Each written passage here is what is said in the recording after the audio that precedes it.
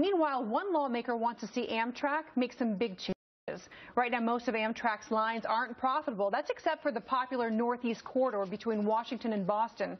But the head of the House Transportation Committee is now proposing a new bill that he claims will eliminate waste at the taxpayer-funded railroad. Joining me now from our sister network, Fox Business Network's Rich Edson. Rich, how does this work? Well, the government subsidizes Amtrak with about $1.5 billion annually. Now a bipartisan group of lawmakers wanted to operate more like a business. 3 years ago, lawmakers revealed a hamburger on Amtrak cost the rail service more than $16. Passengers pay $9.50. That means Amtrak loses more than $6 on each burger it sells. This bill requires it to overhaul that service, eliminate food losses in 5 years. Amtrak would have to analyze each route like a business would, and it would also keep all Northeast corridor profits in the Northeast. That's the line that runs from Washington to Boston. Last year, it brought in nearly $500 million in profit to Amtrak, and this bill's supporters say that line should keep that money.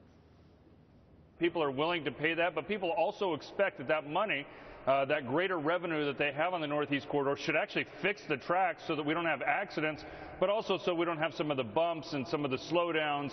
They want to have a more efficient ride. Though doing so would conceivably cut funding for other lines, the bill's supporters say that would prompt changes for or even the elimination of more than a dozen less popular, unprofitable, longer routes. And in a congressional rarity these days, the Transportation Committee Chairman Bill Schuster, the top Democrat Peter DeFazio, both support this bill. Back to you. When you change routes, you cancel routes, it will affect people. So are there any other changes that passengers might see?